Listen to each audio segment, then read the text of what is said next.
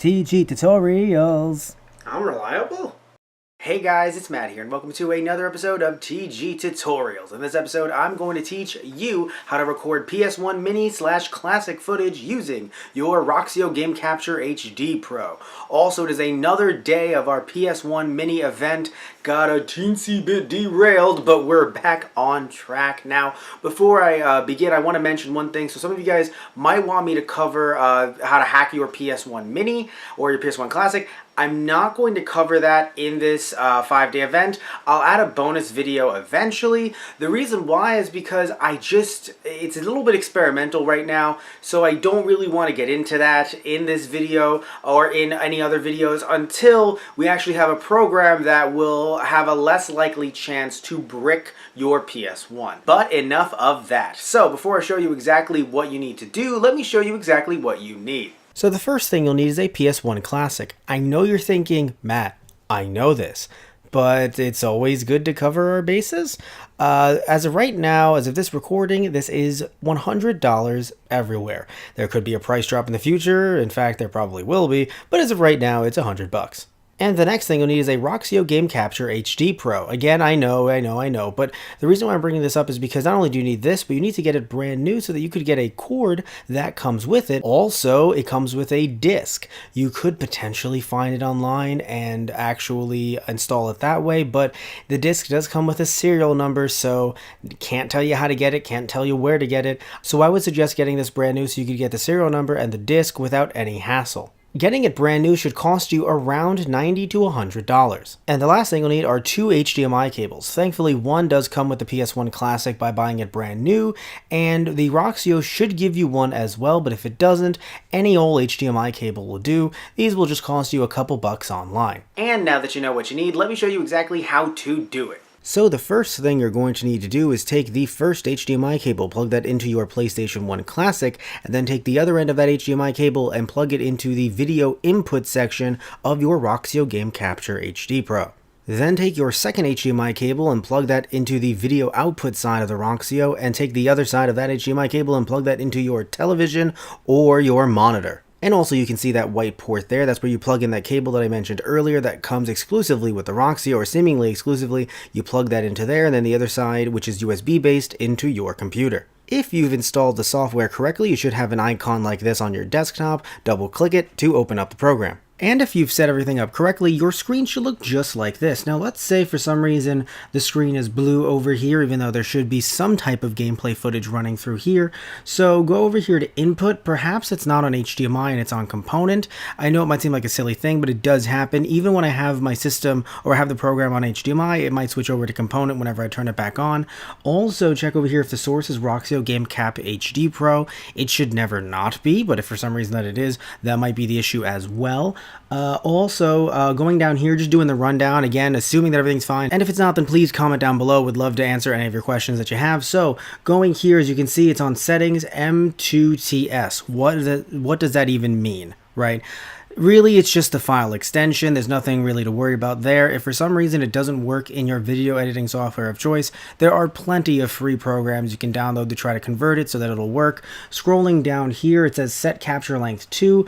I never use that. I just turn it on when I need to turn it on, turn it off when I need to turn it off. In the off chance that maybe you're playing story mode and things get a bit too intense, go a bit longer than you thought, I just never want anything to be cut off, especially with, not even just with certain types of games, really any game. At the end of the day, if you've beaten something and it auto-saves, you're done. So I tend not to use that. Quality here really does matter, probably more than you might even think, because you really have to look at your computer and think, what can it handle? So you will have to toggle this either higher or lower compared to where I have it, just to see what is the sweet spot for your computer, just to make sure that there's no glitches in the actual finished video itself. Speaking of glitches or things looking weird, you can see right here where your footage should be. If at any point it stutters or there is any issue with it, don't worry about it. It might just be either the program or your computer or where you've put the quality in the preview. Your actual finished video should be just fine. Maybe there will be an issue with an audio delay of some type, but in terms of the video, it should work just fine. That might just be an issue with your computer, but again, it involves the preview, not the finished product. So going over to save to, as you can see, that's where it saves to, and that prefix is really just talking about the file name, the title of the video. I just leave it like that. The reason why is because it's much easier for me to see when something was recorded in case I need to jump back to it. And from the thumbnail, I know that I'm recording, you know, Marvel Spider-Man or Super Smash Bros. Ultimate or whatever it is that I'm recording that day. So I don't need to change it. If you do, that's fine. But then, of course, you need to change it every time with every new video. And I just think this is so much easier. So everything looks good to go, as you can tell by ready over here. You can see it says time elapsed, file size created, recording time left. I never use recording time left. If you do, that's okay. I don't. And space left on drive, that's what matters. As you can tell, don't have a lot of space left, so I need to clear some stuff off in the near future. Now, we're not using live streaming for the purposes of this tutorial, so let's just skip past that. And I'm not going to click start capture simply because I'm actually recording this through open broadcast software. That will present issues. This computer is terrible. However, something that really does matter over here, as you can tell, there's show info, that's what it's already on, and then enhance picture. Never use enhance picture. You're going to be like, but Matt, I really want to use enhance picture now that you've told me not to use it. Let me show you why you shouldn't use enhance picture. Let's take the brightness and let's turn it all the way up to 183. Look at that. Look at how horrible that is. God, that's painful. Never use it. Just never use it. You're going to think, oh God, I never want to use it. And you're correct. Don't. I'm going to turn this back to reset. Now, if you're thinking, but Matt, it does look a little bit too dark. Well, oh God, actually, the reason why it's this dark is because it's on standby. Let me get it off standby for a second. Okay, so everything looks normal again, but you might be thinking, but Matt, even then it still looks a little bit dark, or I want to change the colors a little bit. Just use that in your, or rather do that in your video editing software of choice. Anyone will work. Just don't do it here because it is so hard to undo. Accidentally left the brightness on for one of our episodes. It may have been one of our Those Guys Play Dragon Ball Z Budokai episodes. You can probably tell which one it is. It was really hard to get rid of it in post. So, before we wrap things up, I want to show you guys, before actually, down here, that's where the videos go when you're done recording them. If you end up having too many, the program could stutter. So after about 4 or 5, I would suggest just clearing them if you can, or shutting the program off and turning it back on. Now, go over here to File. As you can tell, that says Exit there. Don't really need to click on that. Tools and options. This actually really does matter at the end of the day. My profile is at 480p.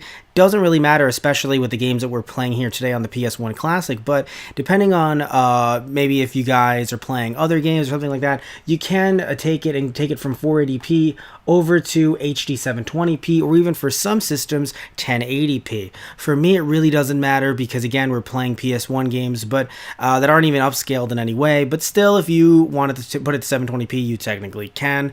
And again, that's really what really matters is what your computer can handle. So bitrate down here. Video location, all right. Hotkeys, start capture and stop capture. This could actually matter if you're using a touchpad for your computer. It's a little bit, I want to say touchy because that's a really bad pun, but all jokes aside though, my touchpad is a little bit iffy. So if I click a bit too hard, it'll actually stop the video and stop the video, start and stop at the same time. So I prefer using hotkeys if I can, or using a mouse. And again, live stream doesn't matter for the purposes of this tutorial, so we're just going to X out of that.